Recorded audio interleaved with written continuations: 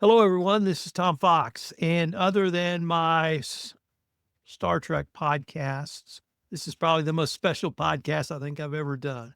I am joined by Adam Turteltaub, Louis Amestoy, and Mike Whitmire. These guys are all Southern California boys, and they all grew up with the LA Dodgers and are all passionate LA Dodgers fans. In honor of yesterday starting Major League Baseball seasons, I asked them if they would come on and talk about their love of the Dodgers. Each one of them sort of grew up or began their love of the Dodgers in a different decade. And Adam in the 70s, Lewis in the 80s, and Mike in the 90s. So I'm going to start off and we're going to go through, and each one of them is going to tell us when they fell in love with the Dodgers, who were their heroes as kids.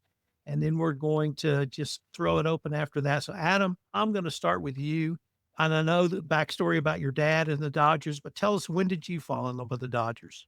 First, thanks for having me, and thanks for making it clear by saying when I fell in love with the Dodgers that I'm the oldest guy here.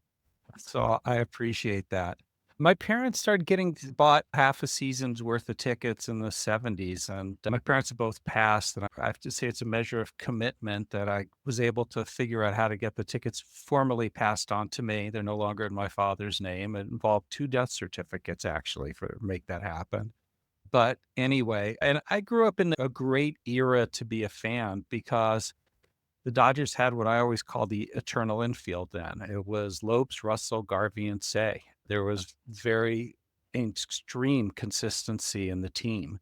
And not only was it consistent, but it was a darn good team year in and year out. It was an era where the Giants may have been our rivals, but it was really the Reds that were the bane of our existence. Pete Rose and the Big Red Machine were our rivals for winning the National League championships year after year. And anyway, it's really how things started. And I can't tell how much it was that I loved the Dodgers versus I loved eating hot dogs and peanuts back then, which I still like a little bit too much for someone my age. Adam, what about some of the pitchers from the 70s? I kind of fell in love with baseball in the 60s, and two of the greatest pitchers ever played on the Dodgers, Koufax and Drysdale. But what are some of the pitchers you remember from the 70s? What's funny, by the way, is my father was in the army and with Koufax and Drysdale for a couple of weeks. They were in charge of a gym, and which he said basically meant he watched the two of them keep their arms loose for those weeks. But for me, there were the pitchers that we saw. Don Sutton was the big star for a lot of that era. But I certainly remember Fernando. When Fernando Valenzuela appeared, it totally transformed everything. And suddenly pitching got to be really exciting. It was nice those years with Mike Marshall as a reliever and his great consistency, but nothing was exciting as Fernando when he first came to LA. Adam, the Dodgers actually didn't win a pennant in the 70s. It's one of the rare decades of that, but you did have some heartbreak. What was it like to have your heart broken in the World Series when you finally beat the Big Red Machine, the Cincinnati Reds? I think it was brutal. It got down every year to a home run derby. A lot of ways it felt like between whether Steve Garvey or Reggie Jackson would have the most. And unfortunately, the Yankees tended to be the ones who did. Great payoff to that was decades later, I was at a conference and both of them were signing baseballs at various booths. And I got one to sign at one booth and flipped it to the other one to sign. And I had a ball signed by both. I gave it to my brother who promptly lost it, which even though we were adults, fulfills the childhood tradition of one brother losing something of the others. But it was tough. You'd go there with a heart full of dreams, and whether I was sitting in my parents' seats or we were sitting up high or watching it on TV, inevitably it was soul crunching, crushing. Hey, let's move to you, Lewis, because Adam has introduced Fernando Mania, how that really just took over the country, certainly in 80 and 81, but he wasn't the only star of the 80s. We had one of the greatest World Series moments, if not greatest World Series moments in the 80s, courtesy of the Dodgers. But when did you really fall in love with the Dodgers, and who were the stars you remember? Well, I think my experience is a lot like Adam's. I consider myself to be a third generation Dodger fan. My grandfather, my gramps, I remember was always mad about the Bums if they didn't do well. My dad and my mother were both huge Sandy Koufax fans. My dad always told the story like he would listen to Dodger games, and he graduated from high school in 65. So he would listen to the radio during high school. Like he would sneak a little transistor radio into his bag and listen to the games when he could. So the infield teams were like, to me, those were the guys that I kind of grew up with too. I'm probably a little bit younger than Adam, but not much. But when Fernando came in too, like, if you're like Hispanic American or Hispanic, that was like so many people who identified with Mexican culture in Southern California. Like him coming in there was like, he's one of ours. He's like our guy. He wasn't from LA, but he was like Fernando, like he's our guy. And I never forget, I went to a Padres game. My grandparents lived in San Diego. My grandmother and her husband were moved to San Diego County, and they went to a Padres game. Like it was after it was 85. So it was after the World Series. They went to the World Series that year, and Fernando was pitching. It was fairly early in the season. And I just remember going to Jack Murphy Stadium, and it was packed with Dodger fans. And I swear half of Tijuana was there to come see him pitch. There it was a zoo. It was crazy. That stadium was awful. The parking lot was awful. But yeah, I was thinking about this before. Who is my favorite player of all time? It's Fernando, by far. And his impact was just every time he got up there. And the other thing too is, if you listen to games, like clearly Vince Scully loved him too, because this is the way he talked about him. Like Vince Scully was always objective. We talked about Fernando, and that whole period was thrilling. And then the heartbreak, 1985. I was running a cross country meet in Moreno Valley, California. I'll never forget this. And friggin' Eaton Fewer gave up the home run to Jack Clark in the NLCS in 85. And you're like, oh, I couldn't finish the race. I was so heartbroken. And then we kind of get back in 1988, and that whole run was something like, what's happening? What happened? What? This team's awful. What? So yeah, it was fun to be a Dodger fan in those days. So, Mike, your experience is different but same. It's different because you started out in one of the low points of Dodger history, at least over the past 50 or 60 years. But you still have the passion of both Lewis and Adam. Why don't you tell us about what it was like in the 90s and aughts, and then what it's like now for you? So it was interesting hearing your starting stories, and it made me realize neither of my parents are actually Dodger fans. Like they couldn't tell you about anything that happened in the 80s in any semblance of detail, but I was going to games randomly. My mom had a client of hers who had really awesome seats right behind the dugout, field level, right behind the dugout. So I'm a 6 or 7 years old getting to interact with the players, like pretty close. And that was the Piazza Caros kind of era. That was that team really highlighted by Mike Piazza. But I just love baseball so much in general and got to go to enough games. And then one of our close family friends, actually the guy I'm named after, his name is Mike Reynolds. He had great seats in loge level. And so I'd go with him a lot. So that was sort of where my love for the Dodgers started coming up, was actually through a family friend of ours. And we'd go to all kinds of games. And then it was a fun full circle moment. He actually passed away last year. And his son, who's my best friend from childhood, lives up in Oregon. He was able to fly down for the World Series. We got to go to game one. And we're up in loge level for game one. Freddie hits the walk-off, and it's just sort of this beautiful, like only baseball can provide that moment. It's his dad watching from heaven as this home run goes on, and we're all full circle. We're there because of him. It was a great moment. So yeah, it came up through the 90s. Like the highlights for me were, like I said, Piazza Caros. On the pitching front, what I remember most from that decade was, Hideo Nomo coming over, and like just such a unique windup, and not the Fernando kind of pick up by the fans for a unique and really cool pitcher. And then continuing through the 2000s, what I noticed, we're looking back, I was just in spring training. We're doing our fantasy baseball draft last weekend, and we have Red Sox fans, Yankees fans, Giants fans, all kinds of different fans in the league. And I was looking back at the Dodgers history. We were just kind of mediocre my entire fandom. We haven't been terrible over the course of that thing. And then the breakout seasons have been recently. But what happened is we would always be spending a good amount of money to be mediocre. Is kind of how I felt. So you had a lot of hope going into every season. And it was like, 86 wins again, which, like, if you're a Pirates fan, that's awesome. But yeah, you got the budget of LA.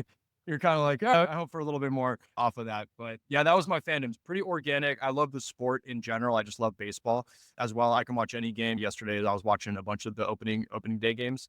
And yeah, progressed to today. And man, I'm fortunate we got season tickets and get to go to see this team play. And I don't know if there's a much better time to be a Dodger fan. What a time.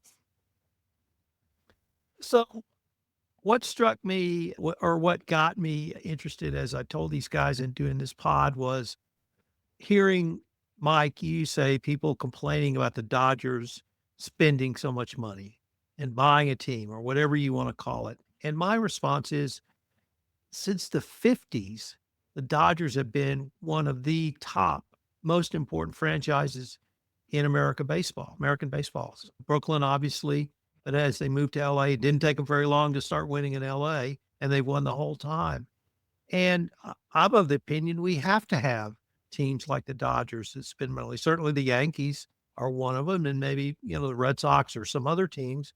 But I think it's just kind of the nature of things that you have the best of the best. And certainly during my lifetime, the Dodgers have been right up there, probably preaching to the choir. But any thoughts on that? I think the catalyst for that conversation was coming off Ohtani's contract as well, with all the deferred money. That was where a lot of people, you got a lot of the, oh my gosh, they're deferring all this money, and sort of the suggestion that we're doing it in a shady way that's unfair, and oh, Dodgers have special treatment or whatever. And I take a step back, and if you analyze, and this was part of our conversation, if you analyze the financials of that contract, it's not as egregious as it seems. Yes, we pay $2 million a year instead of $70 million a year. But from a salary cap perspective, it hits more than $2 million. Like, it's not $2 million goes against the luxury tax. They net present value the entire contract, and it hits for just under 40 million in terms of our luxury tax calculation every year. And then from a pure cash on cash perspective, we are required to contribute that money into a trust every year. It's not like we get to just wait until the end of the decade and then magically hope we have $700 million available. For him, that's not how it goes. It goes into a trust every year anyway. So it's really not this huge advantage for the Dodgers. It's just like any team could have gone out and done this. That was when I started to get pretty annoyed. Like, you're just jealous. We're just a really good franchise, and we have arguably the best ownership group in all of sports.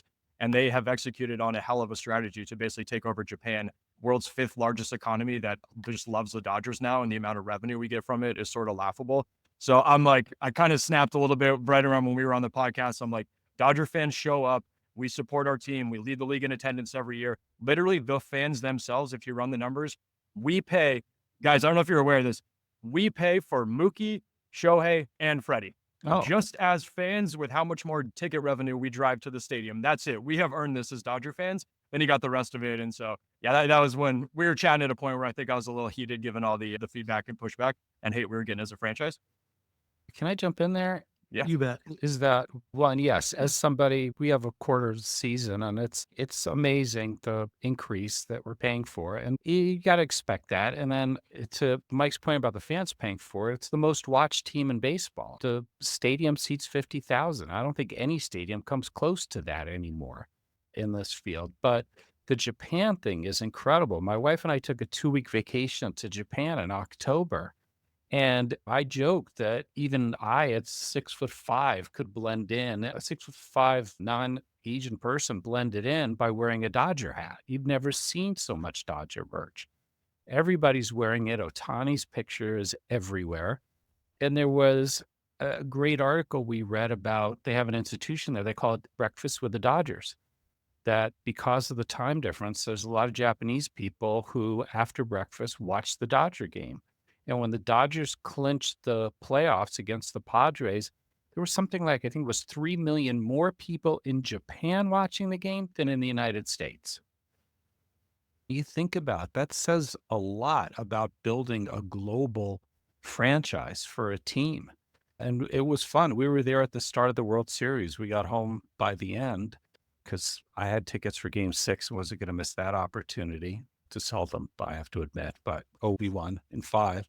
But we're watching the games all over in the playoffs and the start of the World Series in Japan because they televised them there. It was great. It's sort of a fascinating history too, because you think about it too. I never forget reading Lasorda's autobiography and talking about being in Cuba and playing baseball around Fidel Castro. And if you look at the innovation that the Dodgers have had in saying, we're not afraid to go out and look for talent in the rest of the world, with the Dominican, with Mexico, with Korea, and obviously now with Japan, with Nomo being that guy too, who I definitely would pay attention to. But Ohtani, man, I was out of baseball, kind of interested in baseball for a long time. And then Ohtani shows up to the Angels, and I'm like, good Lord, what are they going to do with this guy? How are they going to waste him? And They proved you right. yeah, yeah, you couldn't figure out a win with Mike Trout and Ohtani, but it is remarkable. I would always bristle at these ideas that LA is sort of a fair weather market. There's no city in America in October or September where we could have 50,000 Dodger fans, the Lakers playing at Staples or whatever it's called now, Crypto, and USC all within 10 miles of each other on the 110 going to a game. Don't forget UCLA at the Rose Bowl. Yeah, UCLA up the Rose Bowl, up the way. Yeah, I mean, it's remarkable. And I think that finally now they have an ownership group that represents what the O'Malleys kind of believed in too, which is, hey, we're going to put a quality product on the field. The baseball comes first, and the fans are going to love it. So let's maybe talk about some of the characters. And I want to start with Lasorda, because if there was one person in my mind who just embodied the Dodgers, it was Tommy Lasorda. Certainly in the 70s and 80s, I know he wasn't called Mr. Dodger, but from afar, he was Mr. Dodger. What was it like to watch his antics in person? I'm going to defer to you guys since you know the details, but I'll just tell a quick funny story. When my wife and I started going to Dodger games, he had retired and he'd be in the stands and just kind of he has his seat over by the Dodger dugout, just on this off to the side of the Dodger dugout, and he'd go in and wave and everyone would cheer. And my wife was like, "Who is that guy? Like, why does everyone like him so much?" I'm like, "Oh, I was explaining he's the manager, blah blah blah." He seems like more than that. Like he's just the Dodger guy. I'm like, he kind of is just like the face of the franchise, and he can go anywhere in LA and people will be like, yep, that's Tommy Lasorda, the Dodger guy. So that was my wife's perspective as a newcomer to the organization, to see as the Dodger guy. I had this fantasy for a while. I was going to be a baseball writer, and I would go down and cover the Dodgers, and I interviewed him a couple of times, and he was the most terrifying person I've ever seen in my life. Because when you go into his office, he would do the interview in his office, and it was like this long kind of like hallway like office, and there was this little guy who's like, what the fuck do you want, kind of stuff. And they had food in his office because everyone would come into his office after he ate. But I did know sports writers who didn't like him at all. They didn't think he was genuine. He was imperious, obviously, but I think he loved the game more than we could ever possibly imagine. And he's the kind of guy that could handle the personalities. Some of the stuff that's out there, you guys know of Jim Healy and his stuff we did with Lasorda, where he would play the Bavacqua interview over again. What do you think about Dave Kingman? What do you think about Dave King? He hit 4 home runs against us. So he was very colorful, that's for sure, but terrifying in person. I'm not intimidated by people very often, but man, he was intimidating. Yeah, for me as a fan, especially when I was younger, it was great. It was fun watching his feistiness and him screaming at the umpires and cheering the team on. And I know people who've been around him have said that's who he was. Also, that you don't want to stand too close because he tended to spit a lot as he talked. I don't know if you were a victim of that, Lewis. But I was too afraid of him. I didn't even want too close. But he was. It was funny. He's a towering figure who was what, 5'6", 5'8"? He was a little guy. About 225. He was always in this third trimester. He got what was the Montreal Expos mascot he had thrown out, or he had the battles with the Philly Fanatic, and those were legitimate. He was not happy with those, either one of those mascots. He did not like them at all. So we talked about Fernando, and I really like to revisit that because he really was one of the, I don't want to say characters because he wasn't that. He was his own phenomena. And as much as Latin American baseball is a part of Major League Baseball, somehow we forgot about Mexican baseball. And it's like the Dodgers discovered Mexican baseball, which has only existed for 150 years. But he was really the first big star. There have been other stars that came out of Mexico. But you're absolutely right, Lewis. He just galvanized the nation, and particularly the Mexican Hispanics, as opposed to perhaps others from Latin America or the Caribbean. And it really was a phenomenon. And I can remember, first of all, he pitched with his eyes closed as he went into his windup, and that was cool. But he loved cerveza. And a big night for him after a win was buying a six-pack and heading back to the hotel. And he made no bones about it. He wasn't in the best shape, but it's baseball. So who cares if you can throw a baseball? Good. Maybe Mike and Adam say a few words about Fernando Mania and what it may or may not have meant to you guys. Well, I was about 6 during Fernando Mania. So firsthand doesn't mean it, but the lasting legacy is nuts. You go to a Dodger game, there's still replays shown of him. They sing the song Fernando. We still with the mariachi band out in the outfield. It's a lot of fun. So you can tell like his mark on the Dodgers is still felt today. It changes the entire stadium experience and yeah, the fans and everything. And I wish I were alive during that time. I feel like maybe the Otani Mania is on a similar level, but yeah, it's only like through videos I've watched of the past and what I still see to this day. And Adam? at the time, it was just exciting being around him and watching this thing seemingly come out of nowhere, this force. And it was one of the things that I think made the Dodgers LA's team much more than anything else, much more than the Lakers, much more than the Rams or anything, is because he really was a force who brought the community together. And there was always large Hispanic support for the Dodgers. I mean, that was clear, but it really took things up to a new level and helped bring the city together in just amazing ways that only sports can. And I think really helped make the Dodgers even more of the team for the entire city of Los Angeles. So I want to talk about two characters from when I fell in love with baseball, and Sandy Koufax and Don Drysdale. Perhaps unfair to call Sandy Koufax a character, but Drysdale certainly, yes. But that team had Maury Wills, it had Junior Gilliam, and Willie Davis, and Tommy Davis. And like I said, I'm not a Dodgers fan yet. I remember all those guys. But Koufax and Drysdale, they would come to Houston, and Koufax, he don't think he no-hit us, but it was generally a one or two hitter against the Astros. And then we had Drysdale the next day, and Drysdale would just throw at their heads because he was a mean SOB and he was very good at it. But to have that sort of 1-2 pitching combination up until the time that Koufax had to retire and Drysdale went on a good another 7 or 8 years after that, it was just phenomenal pitching. At one point, it wasn't a lot of hitting until Willie Davis and Tommy Davis really came on board, and they won games with small ball. And I think they were called the Hitless Wonders, in fact.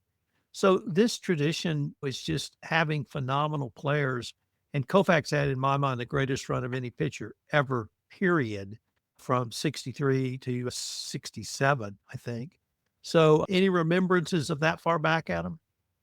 No, that honestly was before my time. We only moved to Los Angeles in 1966, and I was but a wee one then. So no, he was incredible and made even more incredible by the fact that I remember reading Jane Levy's book about him and talking about how Walter O'Malley, who was the manager then, when Koufax pitched, played the game to get one run. He figured if they had one run, they had the game won. If he had the team playing more aggressively, his record probably would have been even more incredible. There's one guy I've saved for the end because he may have started in LA, but he belonged to all of us. And that was Vin Scully. In my mind, the greatest announcer ever. You could never hear too much Vin Scully.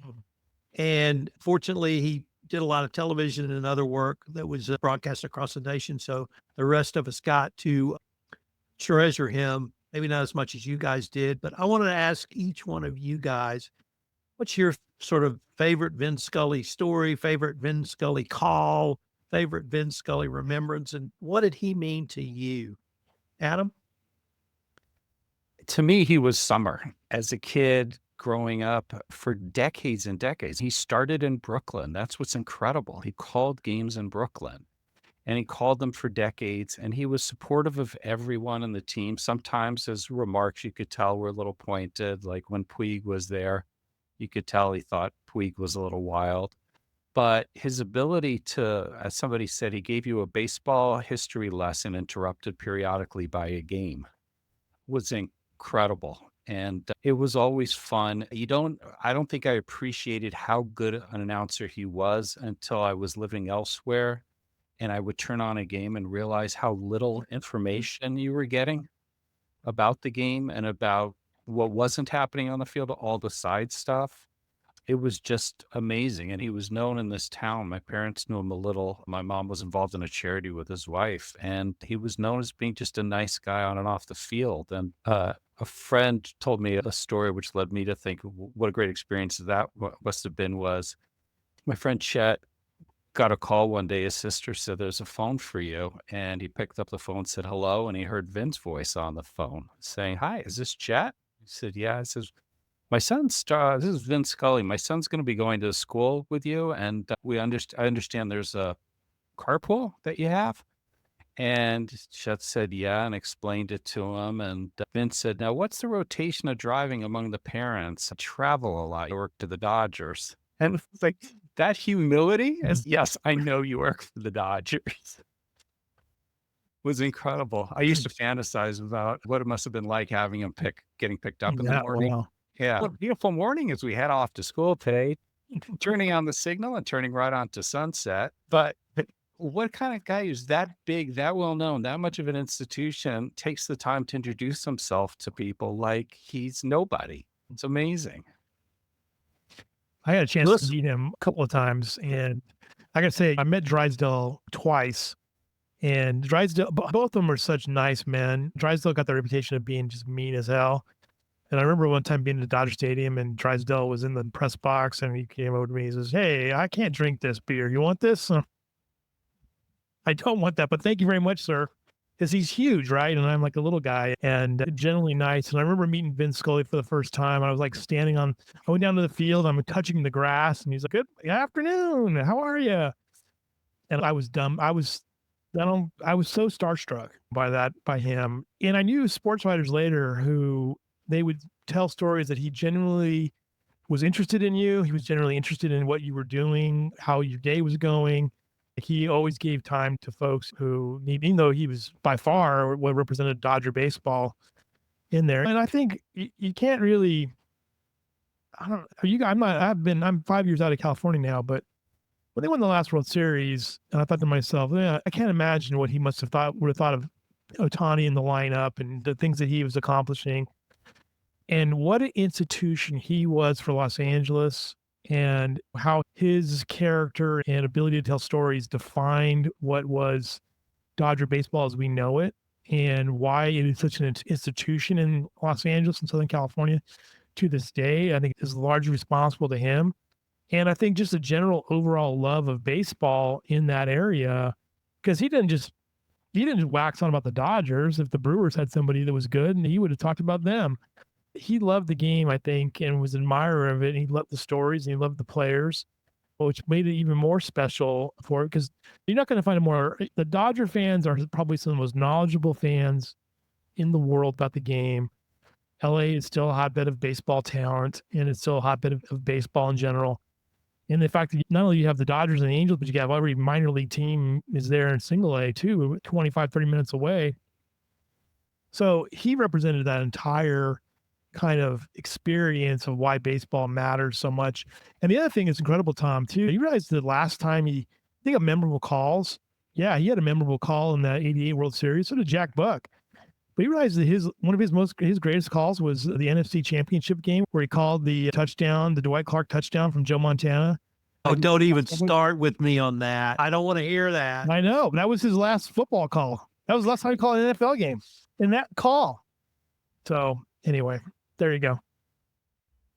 Okay, Mike, how about you? I'll try. I get choked up because that's my whole childhood listening to Vin. I completely agree with Adam's sentiment. I was spoiled and I didn't realize it until I went to college. I moved to New York and I had to listen to Yankees and Mets announcer all the time. I was just like, man, I don't realize how good I have it with Vin out there. And to just kind of go back to the humility and caring about the game and genuine interest in people. One of my favorite stories that I have personally of him is my friend grew up with him. We used to carpool to school together. He was fortunate enough to make it to the majors. He got drafted by the Giants and he ended up making his way to the major league roster. And so he's a left-handed reliever coming out of the pen, not a big name. He's a rookie. He just made it. And Vin takes the time to find him, seek him out, learn about his story, learn all about him. even though he's a visiting player, he's a rookie, it doesn't matter. And then you hear him call the game and he's, oh, the boy from Simi Valley, Dan Runzler out there throwing his first pitch at Dodger Stadium. What a moment this must be for him. And then proceeds to go through, he's the first player in Giants history who's gone from low A to the major leagues in one season, and is like talking about his story and everything. And I'm like, this is why he's so great. He has a detailed story about a random left-handed relief pitcher who was in the majors for 3 years total. And he's got a whole story about him, and like actually went to go seek him out to learn about that. I thought that was really cool. And then one of the big mistakes that MLB made was not having him call every World Series. He really should just call every World Series. That should have been his entire career. Like, you get the Dodgers and the World Series. That's how things are going to work out. When did he stop calling them? Do you guys know? Well, I think I think he was under contract by NBC for a while there, because he'd be calling with Joe Garagiola, I think. Okay. So whenever that happened, and then they gave it to Costas. So I think he kind of not a bad substitute. Yeah, he kind of retreated for a while there. He got out of baseball and he was calling golf for a long time, and I think he just kind of, and then he wouldn't travel toward the end of his career. I always thought it would be great for baseball at large if he was the one calling World Series games, so everyone got to experience it.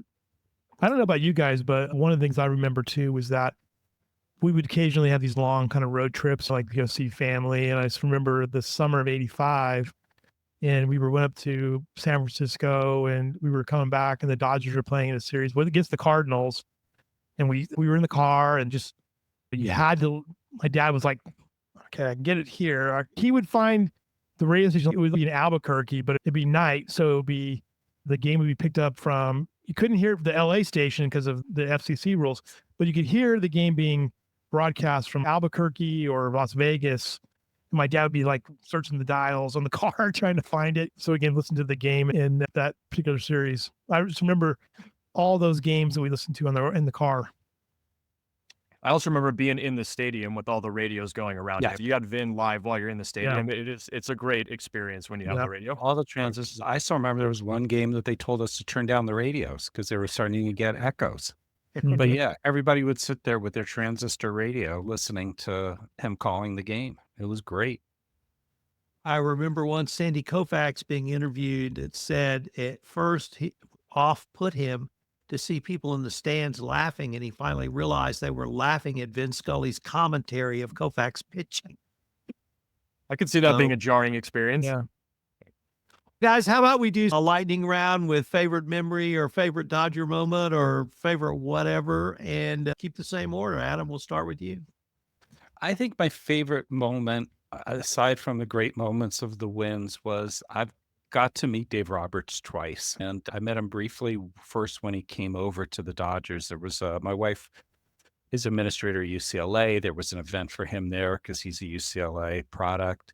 And listening to him talk, Eric Karros, who played with him at UCLA, talking about him and underscoring to all the kids present the values of education. Eric Karros told the story that once he made the Dodgers club, he came back to UCLA to finish his degree. And like a lot of players, he left after 3 years. And then one great, I think, epitome of Dave Roberts' moment for me, and what I love about him is what you see, the warmth, the dedication, the fact that he builds a team with good chemistry and does everything the right way. And I was at the UCLA football game where he was honored. And then afterwards, my wife went down to see him, and I got to go along, and he gave her the longest hug I've ever seen. In fact, I said, he's the only man in the world I would let hug my wife that long. And then he just said, let me give you a hug, and then gave me a real one. And I told him I was so happy that they won in Game 5, even though I had Game 6 tickets that I was going to sell to pay for the entire season. I was still happy when they won. And he said, thank you. And I told him, what it was that I loved about his style of coaching and how great it was, how I thought that the parade was what the city needed and all that. And he agreed with me, and I left feeling great about myself. And then I realized, thinking, wow, I said smart things. I'd embarrassed myself in front of Dave Roberts. And I realized, oh, wait, he's famous for everyone leaving feeling this way. But to me, that's great. And then the other thing, sorry to go on so long, but for me, the thing about the Dodgers that we didn't talk about is the whole Jackie Robinson history there.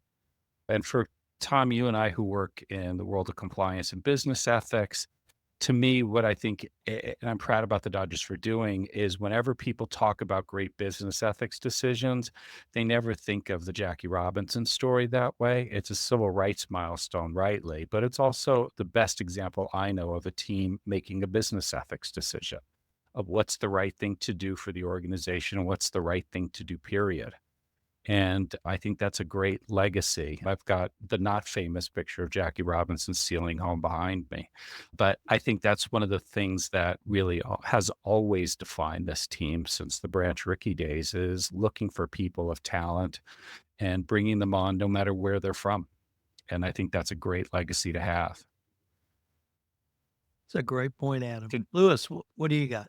I love that point too, because I think it definitely defines why you love the Dodgers so much. I think because I'm one of these people who's just utterly fascinated by Jackie Robinson and how he changed the game. People don't realize that the guy was a world-class athlete beyond anything they had seen at that time, at that level, at the time. And of course, you got to get the best guy on the field. And he was just something else. People don't remember the fact that his brother, Mac, was the Olympic silver medalist in the 100 meters in 36, was on the relay team with Jesse Owens. Jackie could have been in the Olympics himself, possibly in the long jump in 1940 or 44. He was a standout, obviously, at UCLA. And so when they picked the right guy. They knew the guy who was going to be able to take it and put him in there. And such an important part to the legacy of that team. But there's so many memories. Like I said, it's like my grandfather. So my mother's father was a Dodger fan. My grandfather, my dad's father, worked at the LA Coliseum. He worked for Bell Telephone. So he worked at the Coliseum during that era. So he saw games and did things there. My dad was a huge fan. Still to this day, he watches games pretty much every day. Otani's become his favorite player. One of my most favorite stories is recently, my daughter went to Baylor.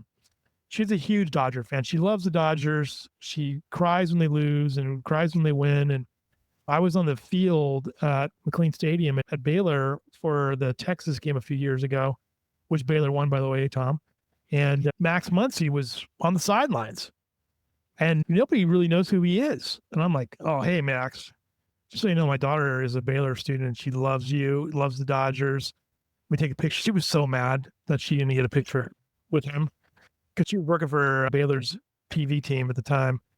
So I always love that story myself, but there's just so many good memories. I can tell you the dumbest memory, when the Dodgers were owned by a less reputable organization. They had an all-you-can-eat section in right field. So we decided to go to it one time. Did you guys ever experience that thing?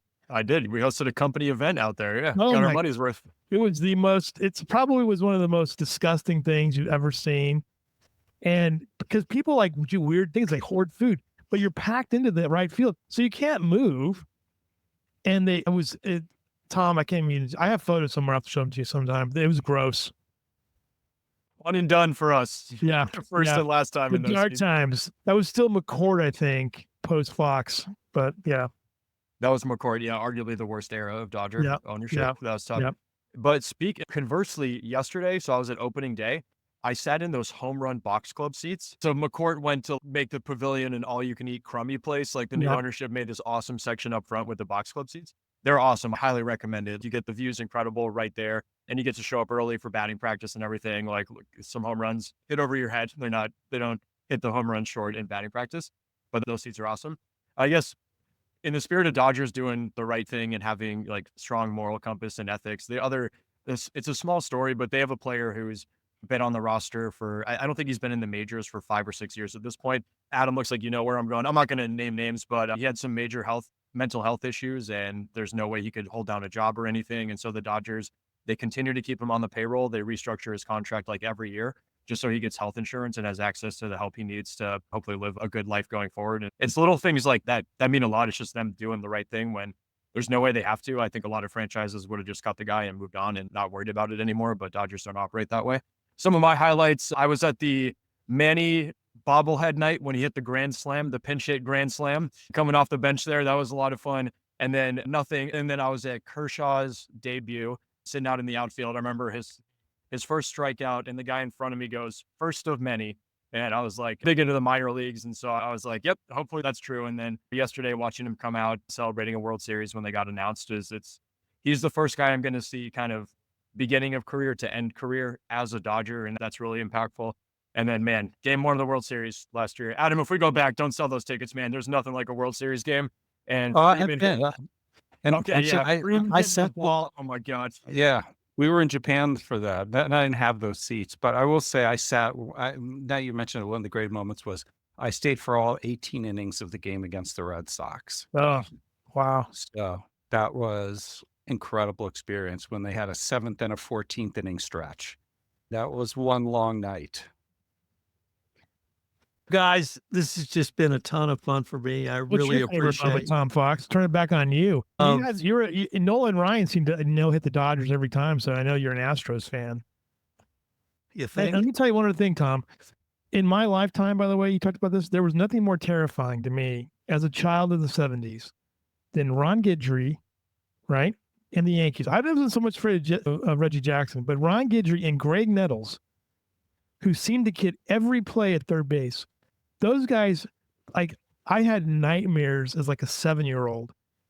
And the only thing that trumped it at the time was Bionic Bigfoot, like fighting Lee Majors. Andre the Giant dressed up as Bigfoot.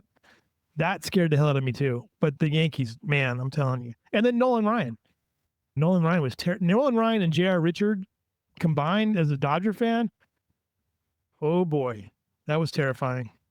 And I will say probably my favorite Astros Dodgers memory was in the 81 season when we had both of those pitchers at their peak. We went to LA 4 games up, needing a win to clinch what was then the NL West, and we were swept. So there was a 1-game playoff, and Houston won that playoff to go to the playoffs for the first time ever. A long time ago, we ended up losing to the Phillies in the NL playoffs and didn't make it to the World Series, but we finally beat the Dodgers.